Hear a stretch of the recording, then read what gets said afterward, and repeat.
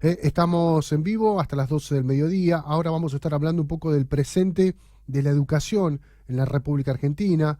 Un informe destaca que solo 13 de cada 100 alumnos terminan la escuela a tiempo y con los aprendizajes esperados.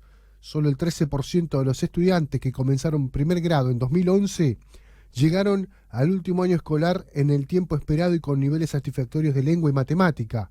Para los expertos, hay que fortalecer los primeros años de primaria y revisar el aprobacionismo en secundaria.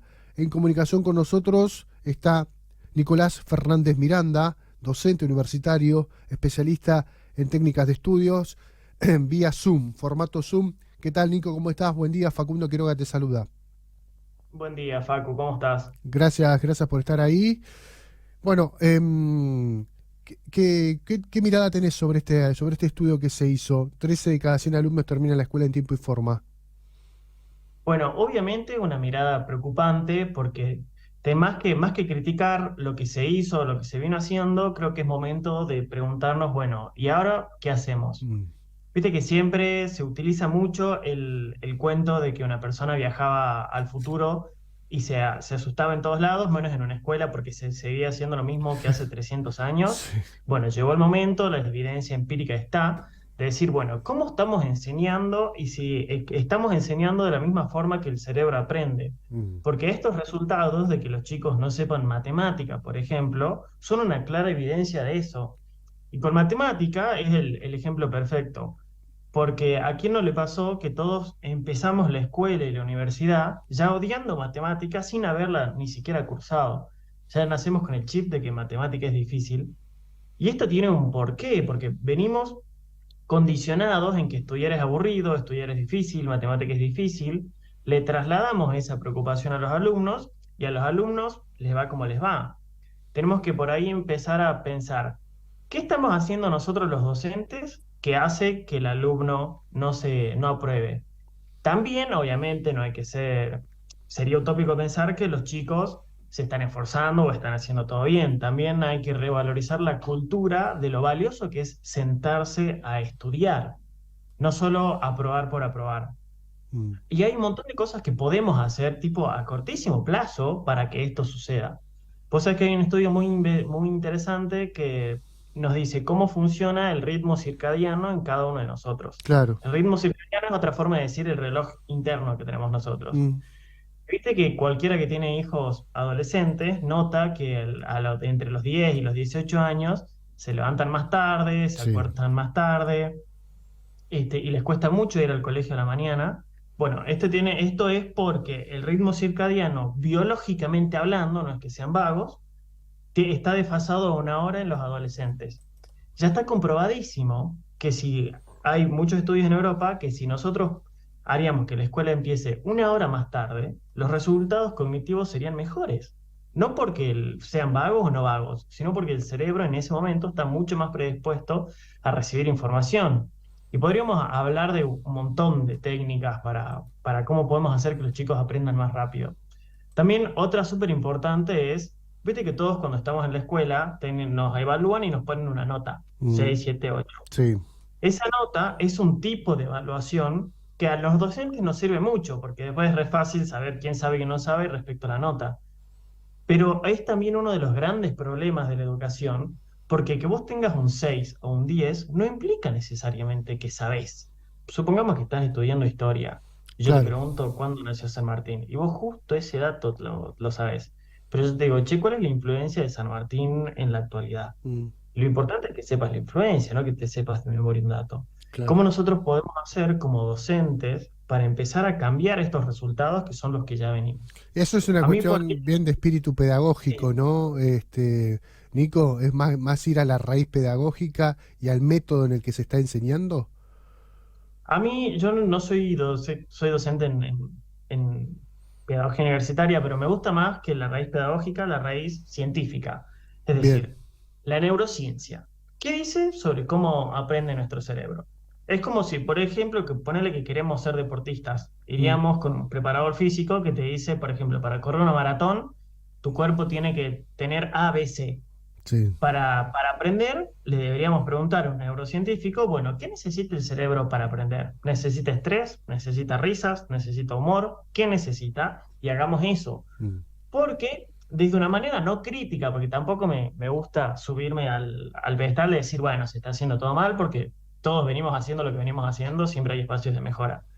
La cuestión es, desde una manera científica, ¿cómo hacemos que el chico que ya vino pensando que cursar matemáticas es lo mejor, lo peor que le puede pasar, cómo hacemos para sacarlo de ahí, demostrarle que la matemática sirve y que aprenda? Por ejemplo, algo si hay algún docente que nos esté escuchando, tip cortito y al pie. Para cada cosa que enseñes, tiene que estar muy, muy, muy claro para el alumno por qué lo enseñas. ¿Por qué? ¿Por qué enseñamos matemática? ¿Por qué enseñamos una Claro. raíz cuadrática? ¿Tiene un sentido o es porque lo tenés que saber porque yo lo digo y punto? Mm. En general, la gran mayoría de las cosas que estudiamos nosotros en algún momento fue porque alguien nos lo dijo y punto. Claro. Pero esto hace que el aprendizaje sea muy ineficiente, porque el cerebro funciona pensando, che, ¿esta información es relevante para mí? ¿Me sirve para sobrevivir? ¿Me sirve para reproducirme o me sirve para alimentarme? Mm. No, bueno, entonces tenemos un cerebro perezoso, no le gusta gastar energía para aprender algo. En cambio, si yo le digo al cerebro, por ejemplo, tenés que aprender la potencia, porque aprendiendo la potencia vas a poder calcular interés compuesto y con el interés compuesto vas a ganar mucha plata. Ujú. Ahí el cerebro dice, ah, pará. Entonces esto me puede hacer que gane plata, esto me puede ayudar para sobrevivir. Bueno, vamos a prestarle más atención.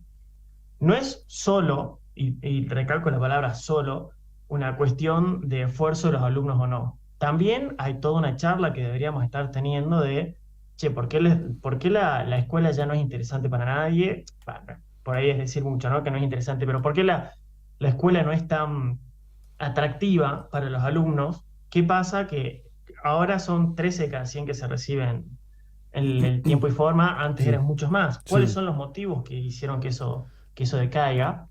Y tratar de fomentar el lado de los docentes, o sea, nuestra responsabilidad, pero también el lado de los alumnos. Investigar, esto no lo sé, habría que verlo, qué es lo que hace que el alumno le dé lo mismo a aprobar o Claro. desaprobar. Claro. Yo recuerdo cuando yo tenía 10 años y desaprobé matemática en su momento, era tipo, nadie desaprobaba, era como la vergüenza del curso y era como que algo que no estaba bien visto para nada Eh, desaprobar. mm. Hoy, desaprobar es como, ay, sí, bueno, me llevo 5 6. Sí. Bueno, ¿qué pasó en el Se ha medio que ya no sentimos naturalizado. el mismo Mm. pudor por desaprobar? Exactamente. Ahora, hay expertos que sostienen que hay que fortalecer los primeros años y revisar la forma en la que se aprueba. No, hay como una especie de evitar la frustración en los pibes, entonces se lo aprueba, y eso también hay una delgada línea ahí, porque estás premiando el mínimo esfuerzo, si se quiere, ¿no? Sí, exactamente. Hay dos cuestiones a repasar. Primero, cuando nosotros somos pequeños, tenemos periodos que se denominan de explosión sináptica.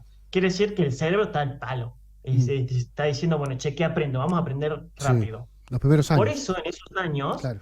es re importante aprender, porque aprovechamos mucho. Es como que el cerebro tiene hambre de conocimiento, por decirlo de alguna manera. Ujú. Si nosotros nos enfocamos bien en enseñar bien en esas etapas de la vida, tiene un impacto muy grande a futuro. Por ejemplo, hay un estudio que demuestra que si aprendes un idioma antes de los 7 años, podés hablarlo como nativo después. Mira qué bien. Pero si lo aprendes después de los 7 años, no. Viste Mm. que todos tenemos algún amigo colombiano que Sí, vino hace 10 años y sigue hablando con tonada colombiana. sí. Bueno, eso es porque lo aprendió después de los 7 años. El mismo principio aplica cuando queremos aplicar enseñar cualquier cosa. En los primeros años es el momento más importante para hacerlo porque, porque rige las bases para el futuro.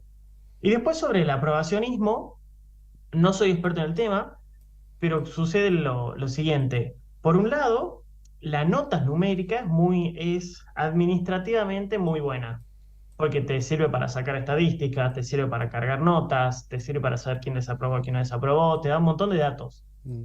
pero no es sinónimo de aprender, para nada. Estadísticamente hablando, esto está comprobadísimo. Y también habría que ver por qué se están aprobando tanto los chicos. O sea, ¿qué es lo que pasa? ¿Hay una bajada de línea de que hay que aprobar a la gente? O los chicos, no sé, hacen trampa o realmente no sé lo que sucederá. Pero también tenemos que el aprobacionismo es la contracara del miedo al error o el miedo al fracaso. Claro. Una de las grandes críticas constructivas que podría hacerse al sistema educativo es desmitifiquemos que desaprobar es errar o que errar es algo malo. Mm, Vos sabés que cuando vos estudias cuáles son los métodos de aprendizaje más efectivos, y esto no es motivación, es ciencia, es del equivocarse.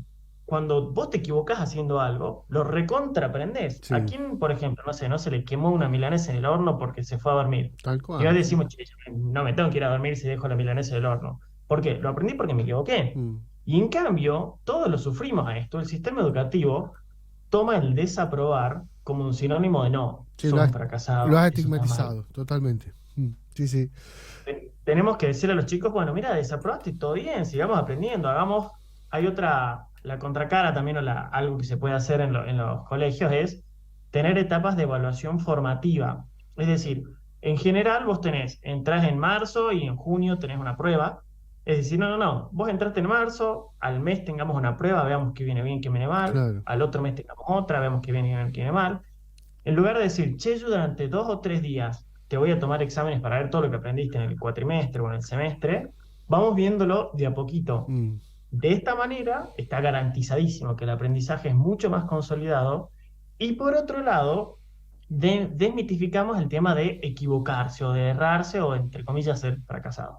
sí, me interesa. Ahora, el tema de la formación de los docentes, de los maestros hoy en día, Nico, ¿en qué situación está y cómo lo ves? Y si también contribuye a esta estadística preocupante que tenemos. Y te soy 100% sincero, no estudié cómo es la formación de los maestros o las escuelas de primaria.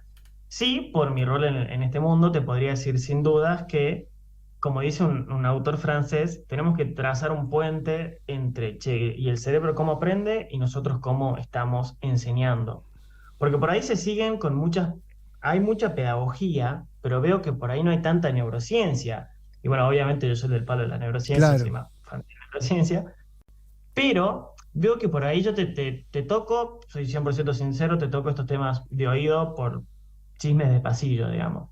Veo, por ejemplo, que los maestros y los profesores de secundaria están muy cargados administrativamente con planillas, con asistencias, con reportes, con planificación. Mucho tiempo, que eso también, viste, que cuando se hace el reclamo docente, se dice que los docentes trabajan mucho en la casa, sí, está y es, sobredimensionada la tarea del docente, sí. sí, sí, recontra, sí, bueno, yo vengo de una familia docente, lo veo mucho. Mm, Veo que por ahí hay mucho énfasis en eso, que tiene sentido y debe hacerse, pero no hay énfasis che, bueno, ¿qué está haciendo el docente adentro del aula?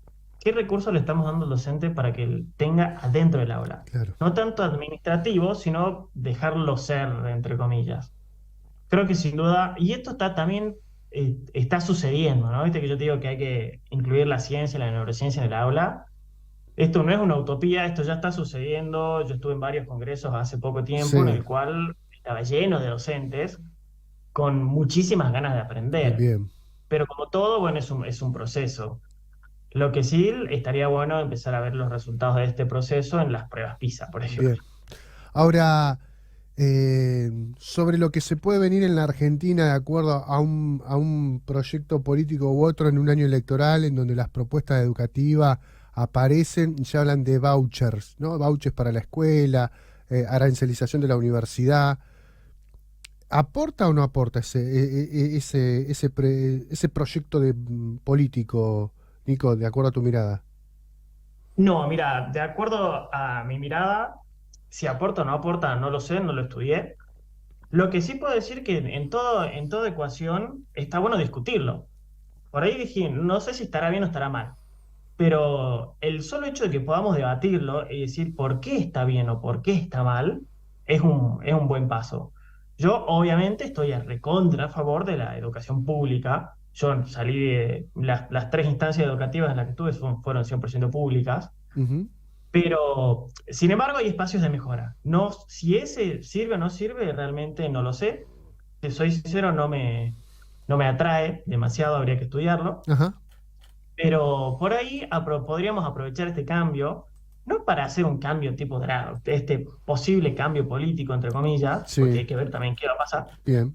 pero podríamos aprovecharlo para preguntarnos, che, bueno, ¿qué estamos haciendo bien y qué estamos haciendo mal? Mm, Como cuando uno cierra el año, ¿viste? Estamos 31 de diciembre, 1 de enero, decimos, bueno, ¿qué hice este año que estuvo bueno y qué debería ser el año siguiente que estaría mejor? Más allá del color político, habría que definir eso, decir, bueno, capaz que tal herramienta no sirvió, por ejemplo, estoy inventando, hacer muchos reportes administrativos y tal herramienta sí. Por ejemplo, hay un estudio re interesante que estudia cómo influye la novedad en el aula. mm, Bueno, y si le ponemos cosas interesantes a los chicos dentro del aula, eso hace bien o mal. bien. Por ahí para el tema de vouchers, no soy especialista y por ahí no quiero pecar de ignorante. Nico, gracias, gracias por estos minutos, muy amable. Bueno, gracias a ustedes, un abrazo. Abrazo grande. Ahí está, Nicolás Fernández Miranda, docente universitario, especialista en técnicas de aprendizaje.